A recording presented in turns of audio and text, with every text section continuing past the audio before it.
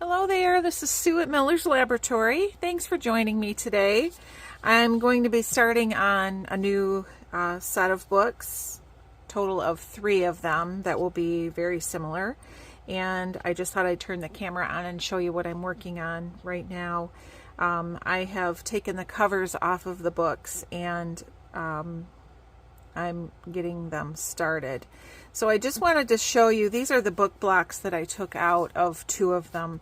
One of them I've already started to take the pages out. But you can see that this was, I have 3 of these from a series of Shakespearean books from 1903. And I think that this was a decently valued set in its day. It says that there were only 500 sets created, and of that, this was set 304.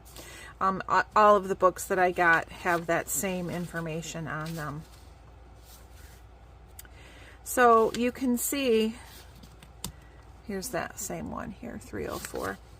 That what I paid for these books was $4.50 per book, which is not very much. And I bought these from a very reputable used book seller, John King Books in Detroit. And so I didn't have any problem taking these apart, even though at one time this set, if it had remained as a set and was in good condition, it probably would have been a little bit valuable. I'm not sure, but when I found these, the covers, the spines were ruined. They were taped. There was packing tape over the spines, and I'm going to show you the covers in just a second. It wasn't a complete set, and they were in terrible shape, so they really had no value as the set or as the books they were intended to be. So let me grab the covers and I'll show you what they look like. I'm already in the process of putting these together, so you can see that this has got some beautiful marbled paper on it.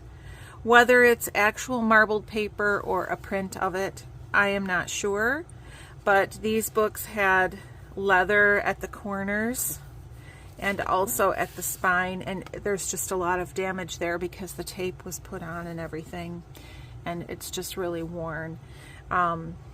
So what I have here is me creating a new spine, and I've cut this out of a gift box, like a shirt box, and measured it out to 1.5 inches wide.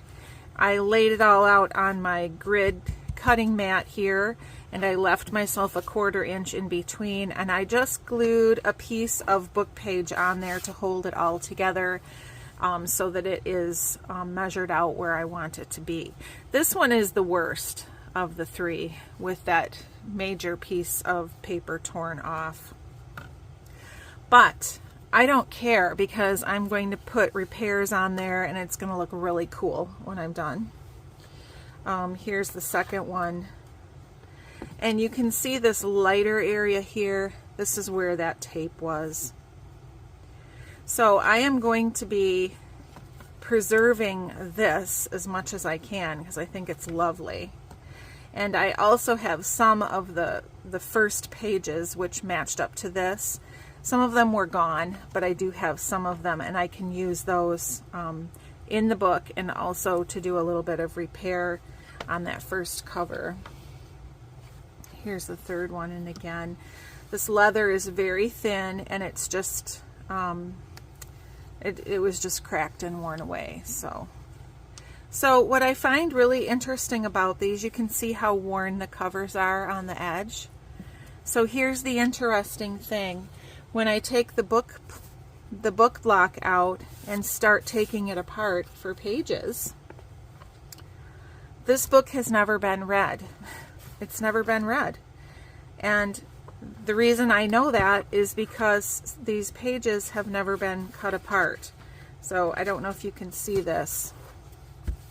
Those are still joined. That's still a fold there. Those pages were never cut apart. And so these poor books, I don't know why they're in such horrible condition.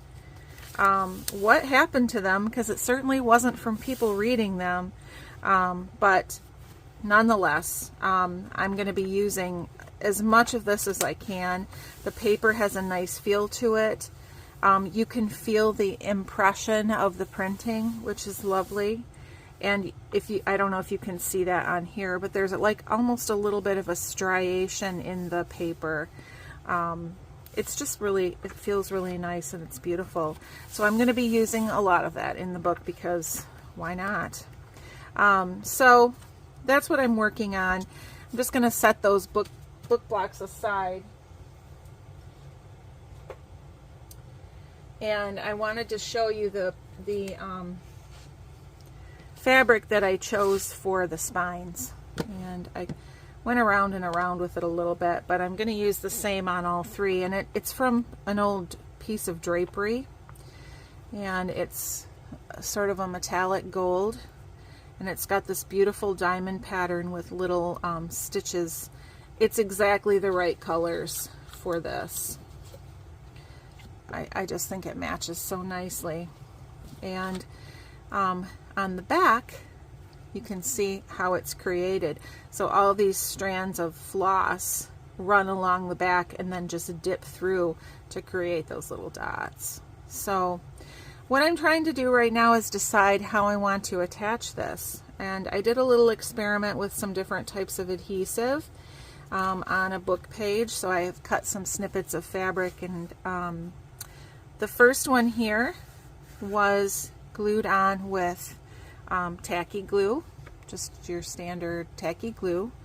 I spread it on generously onto the paper, and I pressed the fabric on, and you can see that the glue seeped through here, and it darkened the fabric, which made me sad. I really didn't want that to happen. So my next thought was spray adhesive, because I often turn to that for something that I need a nice even coat and a light coat, but it's also a good bond. This is the one that I use, which is just Elmer's Craft Bond Spray Adhesive. So I sprayed the back of the fabric and it just completely absorbed it, and look how dark that turned out. So I definitely can't use that. Okay. Then on this piece here, I used Fabri-Tac, and I just spread it all out on there as thinly as I could. You can see that it leaked through a little bit in some spots too, but overall it did a little bit better job of not coming through the fabric.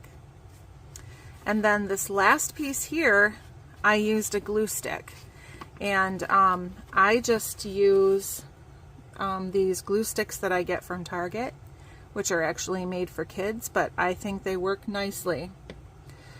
I'm just not sure that that is an appropriate adhesive to use on the spine. I just don't know that it's going to hold up over time. You know, if I peel at it, it doesn't really want to come off. So, I mean, of all of these, I had the least seepage through the fabric with the glue stick, but I just don't know. And so I have a little bit more experimenting to do, and I just wanted to show you what I have so far, and I will come back after I have figured that out, and we'll put the spines together. See you later. Bye. Okay, I am back, and I think I have a winner here, and maybe surprising, but what I found here in my stash is this heat and bond type product, double stick fusible web light. I'm not sure if I bought this new or if it's something that I got at a thrift store. Don't ask me, I don't know. But it looks like this. I'm not sure if I had already cut this into pieces or if it just came in these smaller pieces. But it's very tacky. It's meant for using for applique. So what I did was I cut a little piece and I stuck it down to the back of this fabric, and it was very tacky and it stayed in place. And so then I went over with my trusty iron and ironed it on, and it is on there quite good. You can see that you can see where the little threads are there, but there wasn't any heat and bond up this far. What you're seeing on here is some leftover glue from something else. So if I get to the middle here where there actually was the product underneath there, that is not moving. And so even though that might be a little bit awkward to try to put that onto the cover, that's what I'm going to do.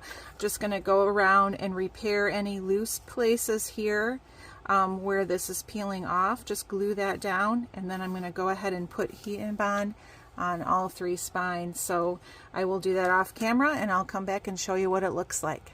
Bye. All right, I'm back again, and I think this turned out pretty well. This is the inside, obviously, but if we look at the outside of the cover, we've got a really good bond on there, that fabric, and I wrapped it around the top and bottom. I'm not going to have shaggy fabric at the top. Just to me, this cover has a more elegant look to it because of the gold and everything, so I'm making it a little bit more neat. And I'm also going to have a hidden spine, so you won't see any stitching on the outside of the spine like you usually do on my books. So I'm just going to go under this little edge here with my Fabri-Tac. I'm not worried if it darkens there because there's going to be other stuff covering that up too. So if I get a little darkness on the fabric here, that is just fine. I'm just gluing it down in place.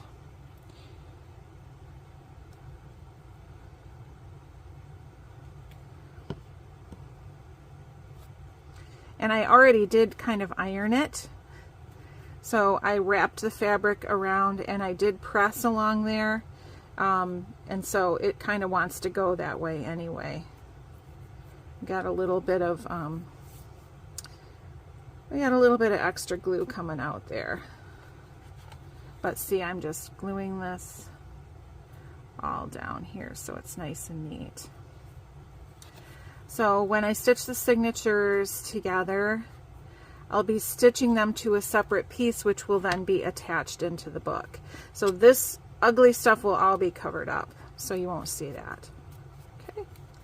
All right, I'm just going to go ahead and do the same thing on the top and bottom of all these other 3 covers, and then that'll be it for today. Thanks for joining me, and I hope I'll see you next time as we work through these lovely books. Bye-bye.